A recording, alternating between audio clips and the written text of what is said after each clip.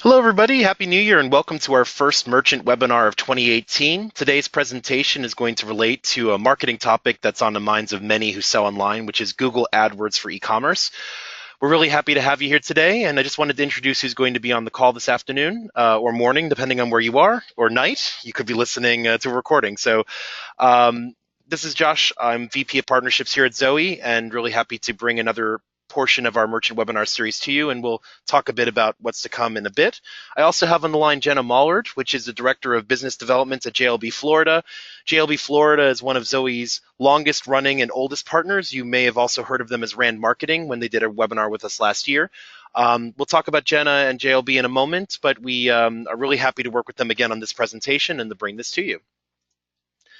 We have a way for you to participate during the Q&A section, which is using the questions capability here in GoToWebinar, which is the software we're using today to present this. You're able to submit questions throughout the presentation. What we're going to do is we're going to present, and then at the end, we'll go through your questions and do a Q&A section. So feel free to submit any questions that you have throughout the presentation, and we'll be sure to approach them at the end. It's also a great way to submit it if you have to sign off early, because we'll still address them, and they'll be included in the recording that we send out to you. So that said, we also want to remind you that there's going to be other webinars coming up. So be sure to check out our go to our merchant webinars page on the Zoey site. That's zoey.com/merchant-webinars. You will see all of our previous recordings. We have more than a dozen of them at this point, as well as listings of our upcoming webinars, which includes our Design Center webinar in 2 weeks.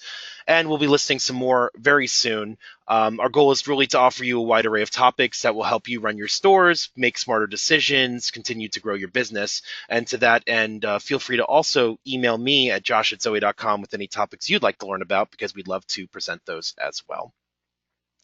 We're going to dive into the main presentation in a moment, but I wanted to take a moment to share some B2B e-commerce data with you. This came from a presentation we did back in November, which was the changing landscape of B2B.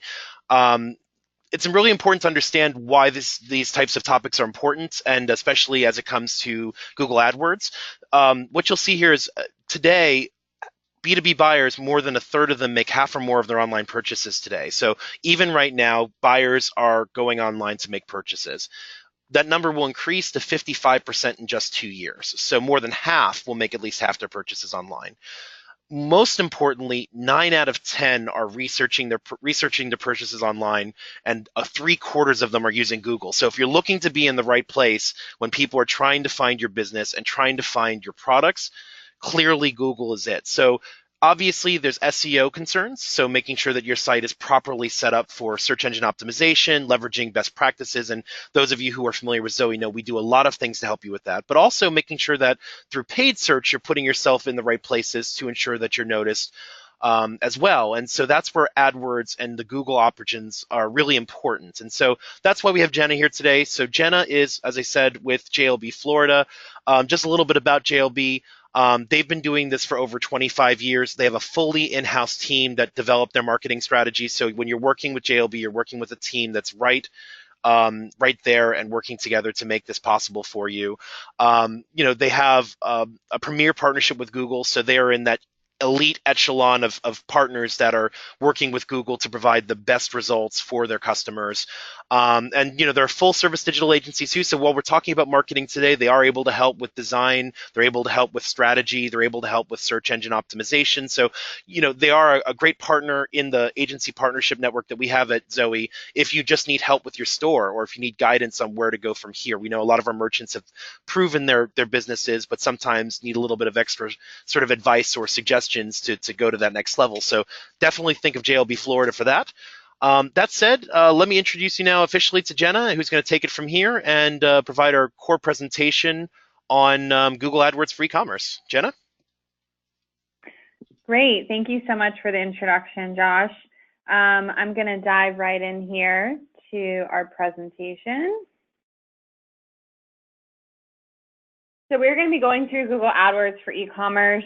We have a lot of clients that use Google AdWords. It can be used for B2B. A lot of our customers start off as B2B and then end up going direct to consumer as well. To add that added stream of revenue, it's great because they already understand what products are seasonal, what products are most popular, and they obviously have the funding to get up and running at a pretty rapid rate. Again, please keep in mind if you have any questions, submit it through the webinar. We'll make sure we go through them at the end. First, I'm going to tell you what we're going to go through today on this webinar. I'm going to start with some stats straight from Google about micro moments. We're going to talk about how to reach your customers through different types of ads in Google AdWords, how to reach who you want through location and interest segmentation and targeting, how to optimize your campaign based on data, tracking campaign results to monitor different types of goals. Those goals can be return on investment, branding. We're going to talk about A/B testing from a couple different areas through your ads, your landing pages, as well as your product pages. And I'll give you specific examples of different ways you can improve through A/B testing and different things you might want to test. How to optimize your campaign based on your individual results. And then finally, how long does it take to get a campaign set up if you've never set one up before, or if you're interested in setting up a new campaign. We also have a $1,500 campaign offer that we'll go through at the end as a nice incentive to learn a little bit more about JLB and hopefully get a free audit of your website and your AdWords. So first, we're going to start off with these micro moments, as Google calls them. These are basically when people are interacting with the internet and what they're trying to do. So first is, I want to watch what I'm into. 53% of online viewers watch online video to be inspired or to be entertained.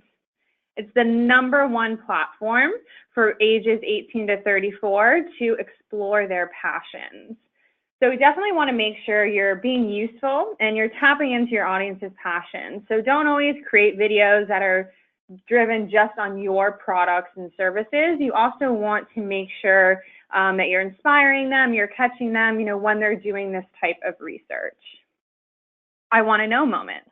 So let's say they're researching something. They look up information, 65% of people more now look up information online. If they're debating on, what's the right statistic, how to find out information, most people, the first thing they do is, call Alexa if she's in the room or go online and look on Google. 66% of smartphone users turn to their phones to look up something they saw in a commercial. So again, keeping that full circle, even if you're doing some more traditional marketing through TV, radio, print, always keep in mind, that people tend to go to their smartphones or to go online, laptop, tablet, to look up some more information. I want to go moments. These are really important because you also want to consider where you're driving them. So if someone's looking for a location near me, when you're using AdWords, are you using specific plugins that are going to give you where geographical areas around them?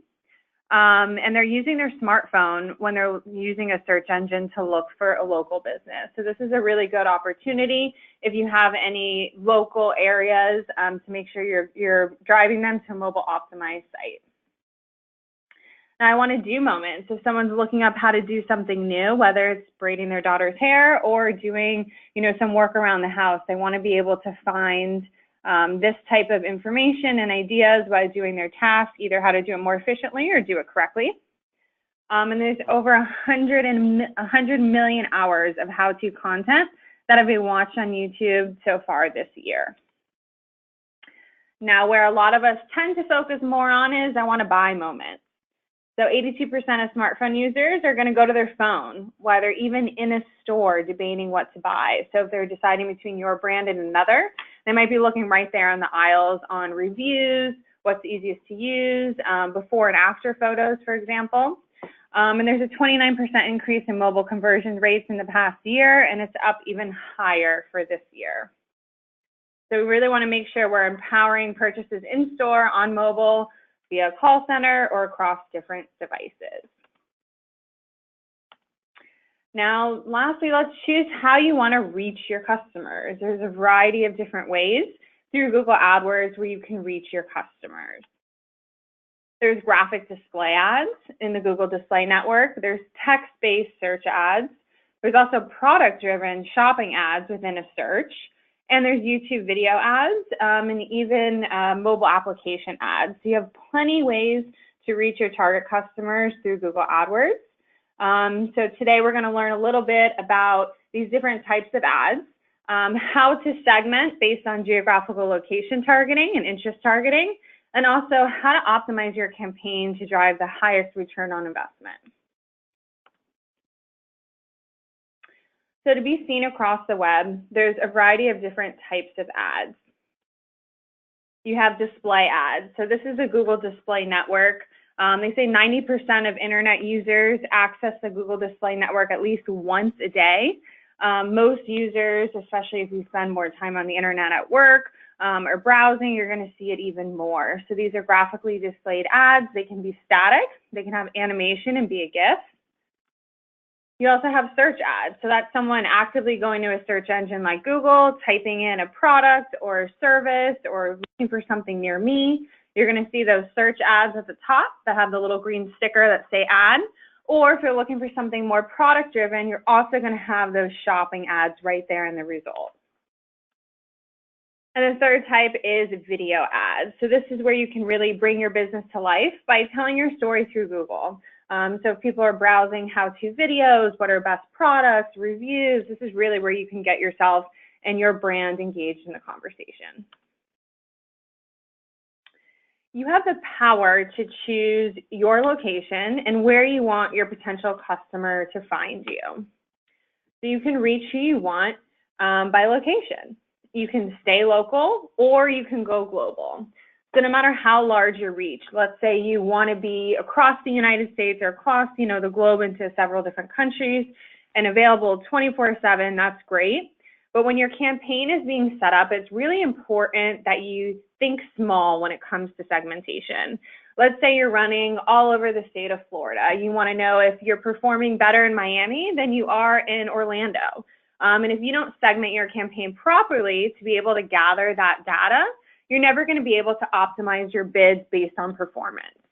So it's really important when either you're setting it up internally or you're working with an agency that you segment small based on smaller bits of geographical areas, no matter how large or nationwide or global you want your reach to be. You can also reach who you want by specific targeting. So with millions of websites, news pages, blogs, and Google websites like Gmail and YouTube in the Google Display Network, like I mentioned, you're reaching 90% of internet users worldwide. You can really specialize your targeting by keywords, demographics, through remarketing, and you can reach more customers by encouraging them to notice your brand, considering your offerings, or take action. With display ads in the Google Display Network, you can search by interests and even get down to specific publications and websites you want your ads to show. So this is a clip straight out of Google AdWords. You can see different types of audiences and interests. You can select multiple ones that have nothing to do with each other and kind of do split testing, see what works the best. And you can really test a variety of different hypotheses to see how you can get in front of people, either people that are looking at like-minded products, or just people that are interested in certain types of interest. You can also take out certain demographics. So keep in mind, somebody has to be logged into Google to be in the demographics. So it is important to not exclude the unknown, because I might not be logged into my email or might not have an email that I log in through Gmail. So we don't want to, completely alienate those people that are in the unknown category. But being able to segment within demographics gives you another layer of targeting. Now, once your campaign's up and running, you want to make sure you're optimizing it based on your real personal data. So sometimes you might be working with an agency or you might have multiple brands in-house and you want to use data from another campaign to optimize a new campaign, or you looked at competitor analysis and that's a great way to get a jump start on your campaign, but you always want to try to keep an open mind, because a lot of times what you think, what your hypotheses are, can prove to be incorrect. So you really want to optimize based on your specific data. And the first way to do that is obviously you have to be able to track your results and track them appropriately. So you're not just tracking, what's my click-through rate? How many people are clicking on this ad and going to my site? How am I driving traffic? You also want to really consider, how are you driving conversions too? You want to get down to that level. So, you start with impressions, then you're going to click-through rate, and then you're moving to conversion rate. You want to do some A/B testing. So if you're not sure what headline's going to work the best, what imagery, if static or animated ads are going to work best, I say test them all, because sometimes you're really surprised, and the same set of ads can work different for remarketing than it can the first time they see your ad. So definitely, always be open to A/B testing. That's going to give you the most variety and the best chance of hitting success.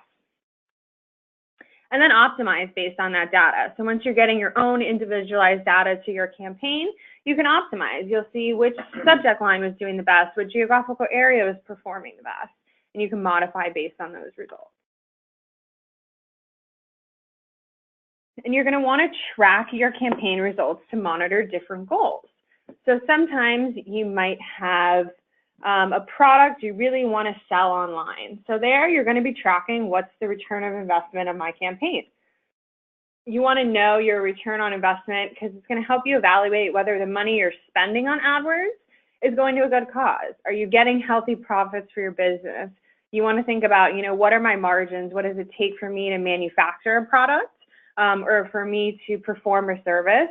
Where do we have those margins left over? What are we using for advertising? It's all a numbers game. It's got to make sense, or you're not going to be able to scale and grow through Google AdWords. Within return on investment, the first thing you're going to look at is what's the cost per click. So this is your bidding method that's going to drive traffic to your website. For example, if we're doing search, we're not going to talk about display right now. If I'm searching for a specific product, different variations of that keyword are going to have different cost per click associated. So that's where you first want to start. Then you want to look at what's the cost per conversion. So let's say for conversation purposes, it's $1 every time somebody clicks on this keyword. Does it take 10 clicks to make a purchase? So then it's really $10 you're adding to every sale. Do we have those margins? So that's really where we want to always try to focus, is what's the return on investment of your campaign. Here at JLB, we're always focusing on what's the return on investment, because that's how we can help your business grow and scale. We have a lot of B2B customers. One in particular we just had a meeting with. For every $1 they're spending online, they're getting 20 in return, and it's a no-brainer for them. When you have a when you have a low cost per conversion and you're getting really great conversion rates, that's going to affect what's called your quality score. So you can see your quality score in AdWords. It's on a scale 1 to 10. And it's in that status column if you're not sure where to find it. The more relevant your ads are and the landing page you're driving them to, the product page you're driving them to, the more likely it is that you're going to see a higher quality score. Now, some campaigns you're not going to want to focus as much on return on investment. Let's say you are trying to do more of a branding campaign, or you have a new product or service that people aren't really searching for. We have a great client that they sell insurance to Amazon in the Seller Central. So most people don't even know you can get insurance. So that's really more of a branding campaign where we're really focusing on what are those impressions, how are we getting them in front of people. So these branding campaigns, a lot of times you're focusing more on impressions, and your impression is each time your ad appears on Google or the Google Display Network, it's counted as one impression. You want to look at impressions when it comes to remarketing as well, because remarketing could either be in search and shopping, or it could be through these graphically displayed ads in the display network. Now we're going to talk a little bit about A/B testing, which is always one of my favorite parts. It's a lot of fun to test and see. If you have a really great team that's really creative, thinking of a bunch of different ideas, it's kind of always a fun competition to pit some ideas against each other and see what's going to give you the best return. So first we talk about A/B testing for your ads. So I just pulled an example here in West Palm. We're talking about a real estate lawyer. Here's 3 different ads, real ads that came up. None of them are our clients. We were just doing some research, and I think it's a really great example of different ways you can improve your ad and test upon a couple things and learn a couple different ways to alter your ad through search. So the first arrow here is showing you a little bit of a more aggressive headline. So versus just Palm Beach real estate law, they're saying best contract dispute lawyer, nobody better in West Palm. So maybe for this type of search, this type of target audience, you might want somebody who's a little more aggressive, someone who's going to fight for you on your behalf. You also notice here he's got a phone number where the other ads do not.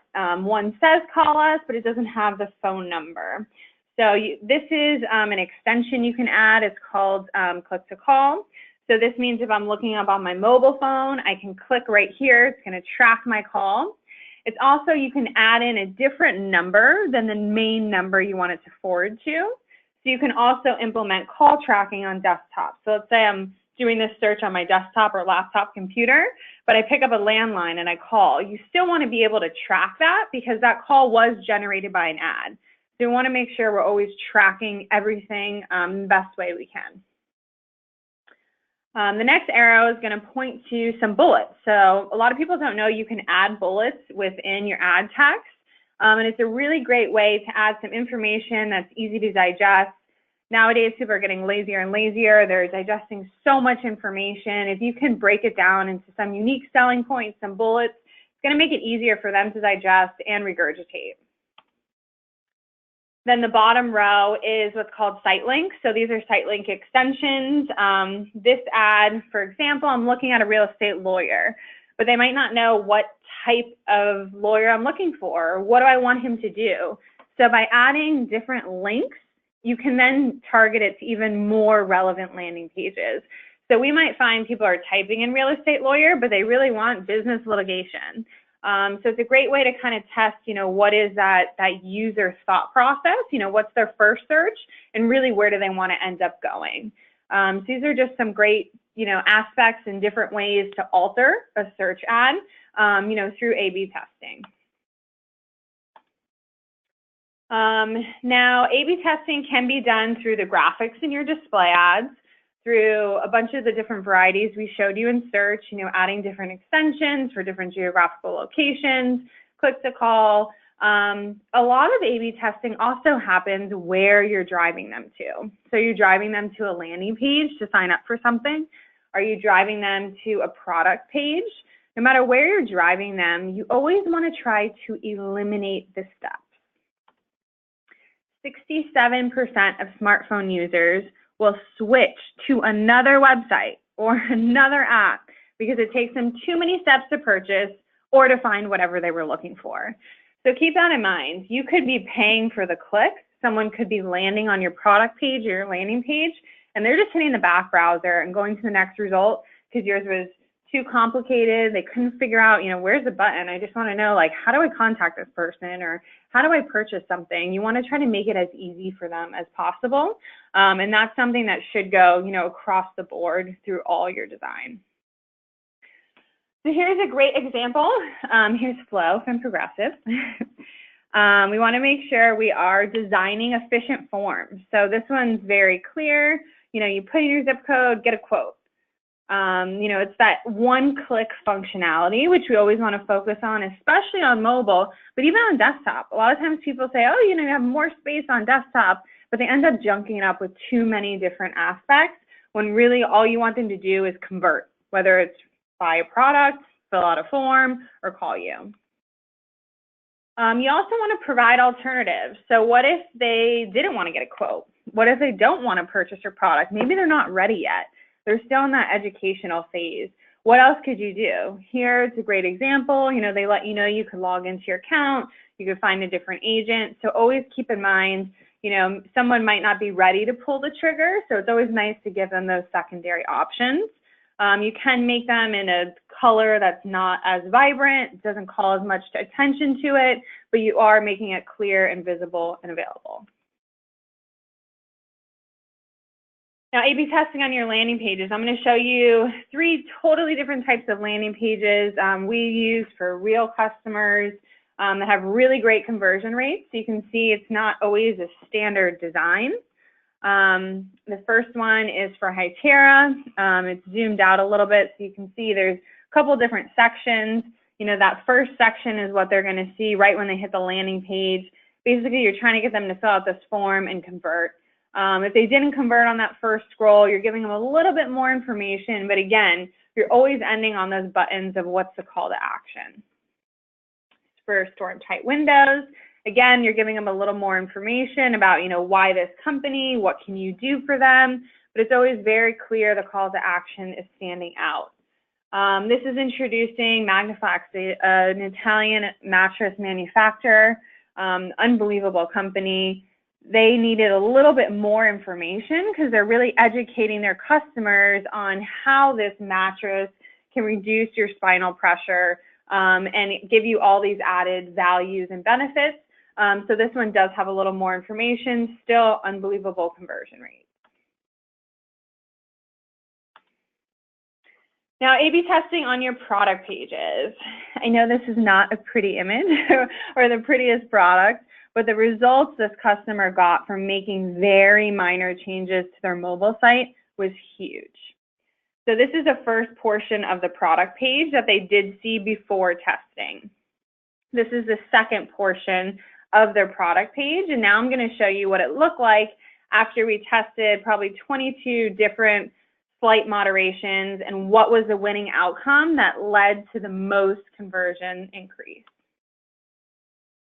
So here you can see we took out those social icons. It was really just junking it up. Chat was kind of in an odd place, so we pulled it down and we changed the title to Chat With Us, and it worked better. This is obviously a little bit of an older demographic here, so we want to make it nice and clean for them. And then this is where we saw the biggest changes. You know, when they have the option to choose different variants, color, size, quantity, we wanted to make sure it was very, very clear. Again, take out that social share. For most people on mobile, it's not something they're going to click on. You know, again, you can always look in your analytics, see what is your user behavior data.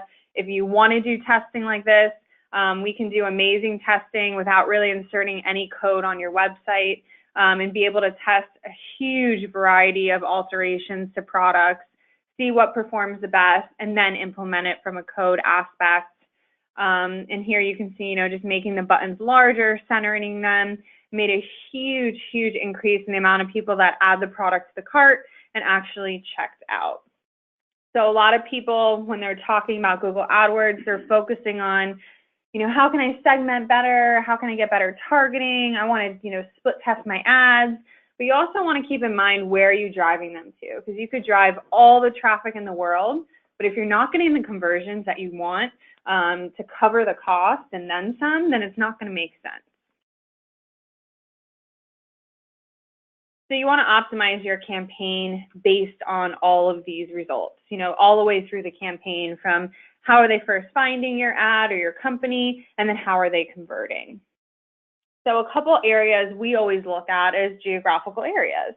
So if you have it segmented, like we mentioned in the beginning of our webinar, if you have it segmented by different geographical areas, you're able to look at that data and see, okay, this specific area is doing better. You know, more people might be clicking in San Francisco, but more people are purchasing in New York. So at least break it down at the bare minimum state level. If you can go even hyper local, I mean, we get even into zip codes a lot of times. You're able to optimize those campaigns, figure out what is working, how can I replicate that, and then if something's not working, pause it, get rid of it. You know, take it out of there, don't waste your budget on it. You also want to look at days a week and times a day. So a lot of times we get greedy with e-commerce. We think, oh, I can run 24 hours a day, 7 days a week, and you can. That's great. You might not need somebody to answer the phone for questions. You know, you just want people available to purchase your product. You can do that, but you still want to be able to segment your campaigns based on days of the week and times a day. Very similar example, you might find people at 2 in the morning are clicking on your ad nonstop, but no one's purchasing. Where maybe at 8 o'clock on a Monday morning, you know, the percentage of people are purchasing are through the roof. So that's where we want to allocate more of our budget to, is where we're getting those results. And then you always want to look at device type. You're going to see different types of browsing history based on devices. especially across different types of industries. 40% of smartphone users who research on their mobile device go to purchase on their desktop. So that's why remarketing is so important. You might be sitting at lunch with someone, they might tell you about a great product, you might search it, you might even find it through AdWords because you're searching based on a benefit, or you can't remember the exact product name or brand name, but you're probably not going to purchase it when you're sitting there at lunch with them. So now later, you're back at your desk, you're on your desktop, and that's when you're going to purchase. So I did research where I saw the ad on TV, but I didn't purchase till I was at my computer. So that's why remarketing is important. You can kind of close that loop and see, where did they start that search and where did they end their buyer's journey. And 50% of people are more likely to visit a store when they use mobile search to help make a decision.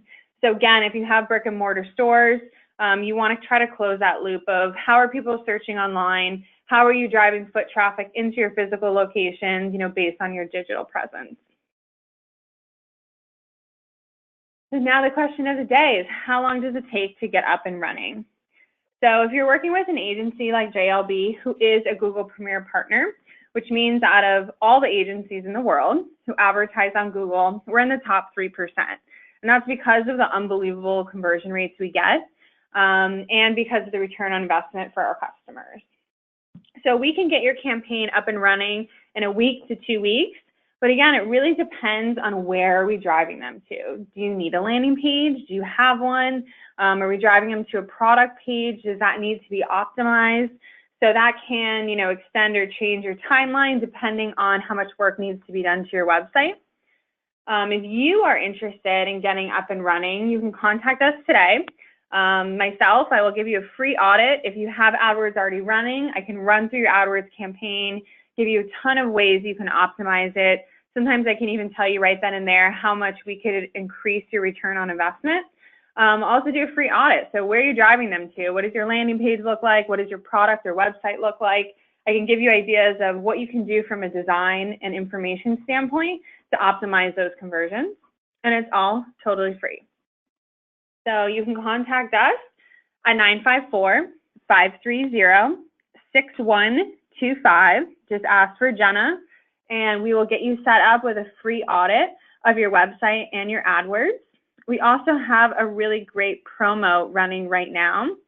So within your setup fee, we can even take off $500 for Google Development Funds. Again, being a Google Premier Partner. If you've never run AdWords before, we also have a coupon from Google for $150 off your spend, which is really great. So, altogether you could be getting $1,500, with the free audit that normally we charge around $1,000 for, and that $500 development funds, or you can do an audit and the coupon for $150 towards your budget. So again, if you are interested in a free audit and AdWords consultation, please write down this number, ask for me. I'm more than happy to help you with anything that you need. Great, thank you, Jenna. What I've just done here is I've posted the phone number in the chat as well. So for those of you who don't grab the number before we move on to Q&A, I just wanted to do that as well, so you have the ability to grab it between now and the end of the presentation. And just to read it out one more time again for those listening to the recording as well, 954-530-6125, and ask for Jenna to get started. So what we're going to do now is we're going to go ahead and shift to the Q&A portion. So as a reminder about the Q&A portion, if you have a question that you'd like to ask, you can do so within the GoToWebinar software by accessing the questions feature to submit your questions. Submit any and all questions that you have, and we'll obviously go over everything with you, as well as send out any follow-ups if we have any questions we can't answer on the call today. The first question actually is relating to whether we're going to have a recording of this, and the answer is yes. So usually within 24 to 48 hours of the presentation, we will send out a recording to all of the people who have attended, as well as those who registered but couldn't make it. So you'll definitely get a copy of this to be able to review later. We will also at some point post it up on our YouTube channel, so that way you can watch it there. So there'll be a couple of ways to get that information again. So Jenna, one of the questions that came in is actually a pretty basic one. Is there any reasons why people should be hesitant about starting an AdWords campaign, or things they should be thinking about before they start an AdWords campaign? You mentioned things like landing pages and any preparation there, but what about from a business perspective? What should they be thinking about before they initiate an AdWords campaign? Yeah, so it's definitely, a business decision to start advertising in any form. The good news is about advertising online is you can really modify and manipulate your budget on the drop of a hat. If you sign up for a contract for radio, TV, you can't really change mid-tune if it's not working. With Google AdWords, always keep in mind you can change your budget at any time, and a lot of our customers do when they're first getting up and running. I would say typically around that 3-month mark, 98% of our customers are increasing their budget because they're getting such amazing results. But don't be afraid to, get started. You can always start with a smaller budget. We have clients that, can start with $1,500, $2,000 a month. You don't have to make that long-term commitment. So really, I would say it's not too much to think about. It's really low cost to get up and running, and everything is trackable. That's what I love about Google AdWords. You can see down to the keyword, the geographical area, days and times a week, what's working. And if it's not working, especially if you have an agency like JLB, we're going to pause that immediately and figure out why it's not working. And then when we figure out those pockets, those gold mines, we like to call them, of where you're getting amazing return on investment, then it's how do you grow that? So, a couple of things you always do want to consider, like you mentioned, where you're driving them to, what does that landing page or product page look like? But that's really the only thing to consider. Can you afford a really small budget to get started? I don't know, a lot of businesses that can't afford $2,000 to get up and running. And then it's just a matter of tracking and testing and optimizing. Makes sense. And obviously, one thing to note is that you're going to spend $2,000, but the goal is to obviously make that money back through sales. So if it works as expected and things go well, then the goal in the long term is that's a spend that drives more business and pays for itself as part of the expense of bringing a customer in. Yeah, it's always going to end up paying for itself. Now, if it does that, in the first week, if it does it in 30 days, or if it takes, 3 or 4 months, it really depends on how much upfront work you needed to get set up, or how many site changes, for example, you had to do. But we have customers that, 2 weeks in, it's paying for itself because we found those pockets and we optimized it so efficiently and so quickly. Absolutely. And I think one of the things that's also interesting about doing an AdWords campaign, and this is something we've learned at the Zoey side, is that if you're willing to continue to test and push, you'll always over time find better and better ways to reach your customers. And when you do that, you're really just improving your ability to sell and to bring back that money sooner, because you're just continuing to be creative and finding the best way to reach them. Definitely, and it's also, a good feeder pattern into search engine optimization. So some companies, don't have the budget to invest in, nationwide or global search engine optimization right out of the gate. So they can test what keywords they're going to get the best return on through Google AdWords before they start doing their SEO campaign. Excellent. So that actually leads pretty well into the next question that I have here, is asking if it's possible to detect changes in behavior of users if they're browsing away as you start to do the campaigns, and then use that information to work on changing the pages accordingly. Yeah, of course. So like I mentioned, throughout the presentation, it's important to drive traffic, but it's more important to track those conversions.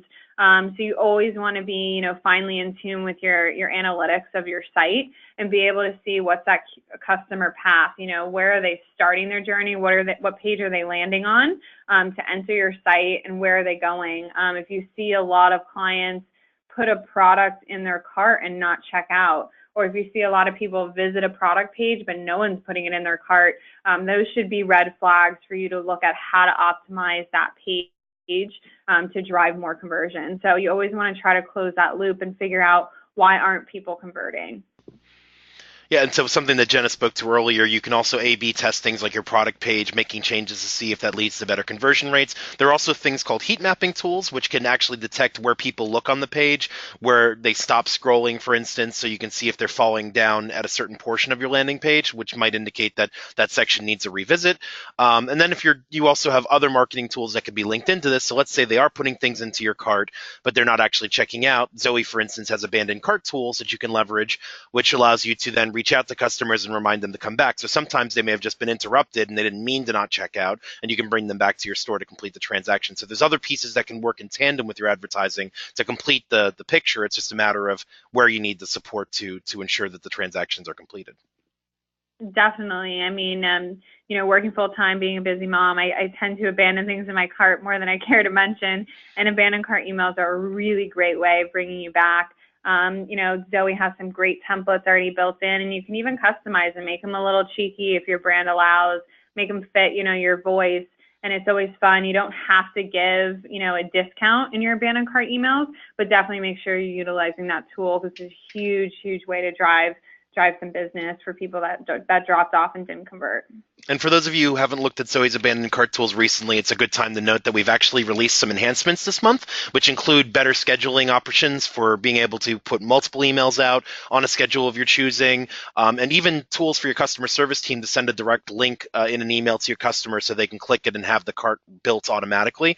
So these are all tools to help you be able to convert customers that didn't complete the transaction initially. So definitely check that out as well. If you haven't ramped up on the latest changes, you can visit support.zoey.com, click on latest news in the header, and it'll show you information about that and all of the other releases that are currently going on. Our next question comes from a customer who's wondering if this is mostly consumer or can you apply this to other things like capital equipment applications, for instance? I'm sorry, can you repeat that again? You were breaking up a little bit. Sure. So the question is about whether this is mostly consumer facing option or can you use it for things like capital equipment applications, B2B and wholesale uses, like can AdWords be leveraged for those types of purposes as well? Yeah, of course.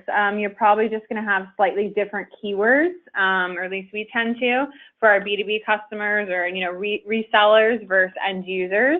We have customers that are even using the same website, and we're driving different types of traffic. Some you're seeing wholesale pricing, and some you're seeing retail pricing. We have totally different campaigns, with different unique selling points, different messaging from a branding and creative side, as well as in different search ads. We have one customer that does only B2B right now, so they have more specific jargon in their search terms and in their ads than an end user would. And that's a lot of how we differentiate, that traffic so we don't get end users. But you're still going to be using split testing, you're still going to be using segmentation, and you're still going to want to track results similar, whether you're going, direct to consumer or you're going to, B2B or reseller. Excellent. So kind of building upon you mentioned keywords and selecting keywords. Do you have any advice on how to choose effective keywords, things that people can do to try to be smarter about that or to think about that better? Sure. So when we're kind of starting the discovery process with any new customer, we're always first asking them, what do you think the keywords are? You live and breathe your industry. Give us an idea of what you think. We also do the same exercise internally with our team where we're coming up with a list of keywords. We always want to plug it into something like a keyword planner tool. We use a bunch of other tools as well for Google AdWords to see, you might have a keyword that's a perfect descriptor of your product or service, but people aren't searching for it. Sometimes customers hate to find out that people are using incorrect terminology to search for a service or a product, or using a unique selling point or ingredient, and spelling it the wrong way.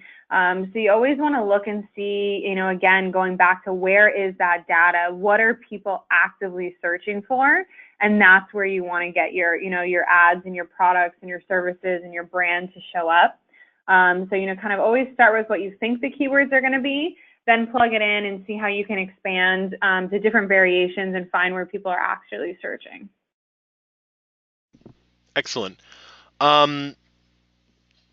the next question is whether you think it's a good idea to link your customer service, email or chatbot and publish it, or keep it away from your Facebook and Twitter from your landing page. So, like you had mentioned, like for instance, social media icons on your product page wasn't really doing much to help it, but was actually hurting conversions. Do you think that for landing pages there's a similar issue, or do you think that there's sort of judicious ways to leverage this, or maybe you need to test it?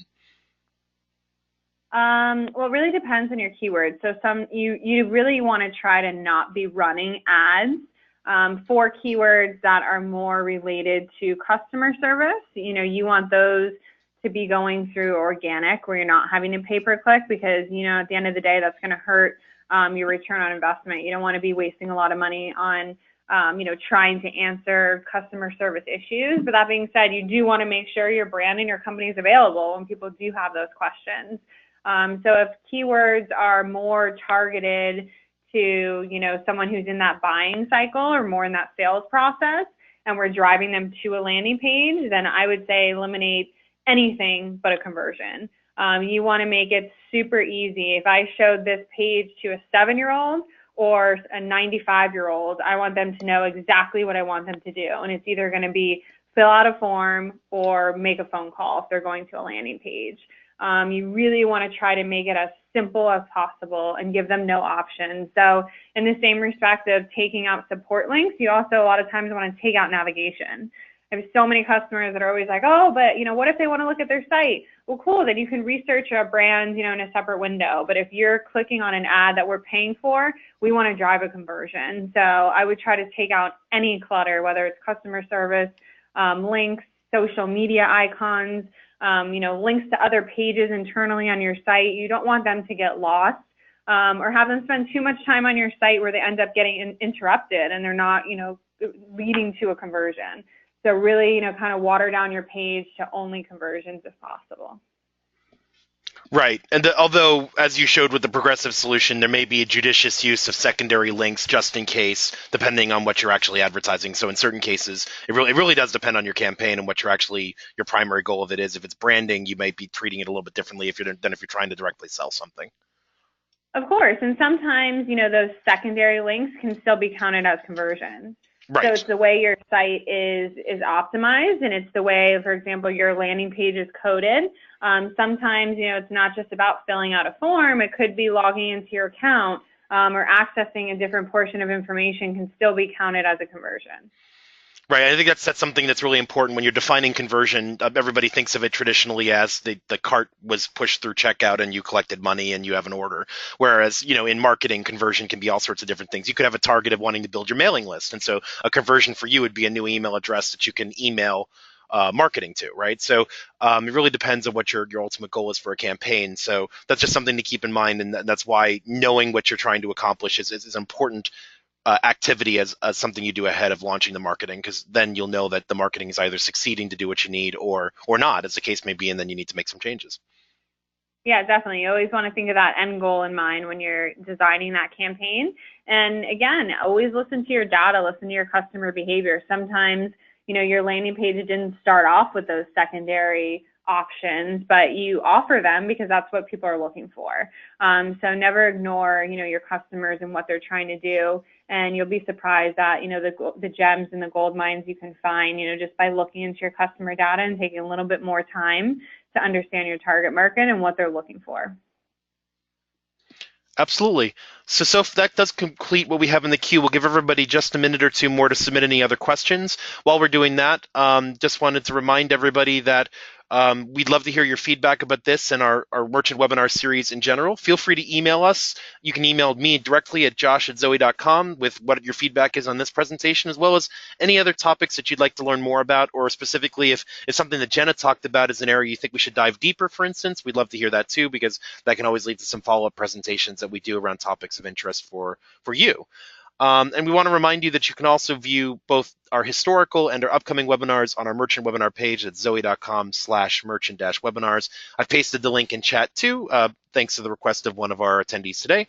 So you can click that link and see that. We'll post this recording, as I said, within 24 to 48 hours, and the recording will ultimately end up on YouTube as well within a week or two. But you can view all of our recordings going back about a year now at this point of all of our merchant webinars, which number more than a dozen. We did get in one more question, so let me take a look at this here. So if your business is looking to validate a business decision for spending, say, $200,000 for an infra, would you put that on the landing page or still separate it? I guess the question is relating to if the business type of business you're in is a high spend scenario, and trying to help them validate that business decision. Would you put that within the landing page or separate it? I guess that would depend again on the goals and how the marketing visitors react to it, right? Yeah, I mean, I think that sounds like a really specific example. So if the person who submitted that question, wants to contact me offline, I think if we get into a little bit more details, I'll be able to give you some better answers. But again, if you're not sure whether to add an aspect to a landing page because you're not sure if it's going to affect the conversion rates, test it. A lot of times, what you think is your preference, sometimes you're too far in it. You're too engrossed in your own business, in your own customer feedback that you don't get a real view of what a first-time user is going to feel like on a landing page. So always test it and see what really drives conversion. Sometimes you'll be surprised. Yeah, and actually just to add to that too, one thing that's been really educational for us at Zoey, for instance, is that you get certain feedback from your existing customers, but sometimes when you do the marketing, you get new feedback from the new customers that you're soliciting. So even though you might make decisions today about what you know, this is why learning from the marketing campaign itself is so critical, and not just relying on your history, because you may learn new things. The market may be shifting, or you might find out that there's a whole other aspects of the audience that you missed in your previous round of research. So leveraging the marketing data that you have to get some insights that can help you improve your campaign is really, really important. Yeah, for sure. And I mean, we do a ton of split testing here for different landing pages. So, if you guys are working on a landing page, or you have, kind of a mock-up, whether it's, a wireframe, something that's actually been graphic designed, or you just have some information in a Google Doc, feel free to reach out to me. Again, 954-530-6125. Ask for Jenna. I'm more than happy to go through any of that with you guys and explain, little improvements you can do to help drive more conversion. And then we have another question, hopefully a simple one. Is A/B testing effective for a very small audience? Obviously, the smaller you get, the harder it becomes to get useful data. But maybe, Jenna, you can provide a little insight into what's kind of needed there. Yeah, I mean, when you do A/B testing, sometimes it does take longer to get a clear picture of what's working and what's not. You'll also see some variety of results. So different landing pages may do better at different days of the week or times a day. Definitely in different geographical locations, people have different thought processes, use different slang or different keywords. So you will see, a large variety. But I would say just because you have a small audience, don't count out A/B testing. Always use it because it's going to be able to help you really optimize your campaign. Very good. And just one other question relating to the recording. So the recording will also be emailed to all of the registrants within 24 to 48 hours. So you'll get an email as well if you registered for this, which you would have because you're here. So so definitely keep an eye out for that. We'll send that to you. And that covers all of our questions. So again, thank you to Jenna and the JLB Florida team for being so helpful in putting this presentation together and pulling together the data and the insights. Jenna, thank you.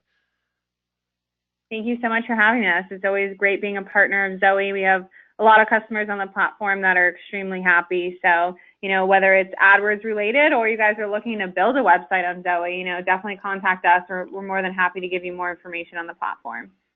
Thank you very much. And thank you to all of you who attended today. We really appreciate your time. We know it's very, very limited. And keep an eye out for our next merchant webinar as well as the recording of this one. So for now, this is Josh and the Zoey team saying thank you and have a great day.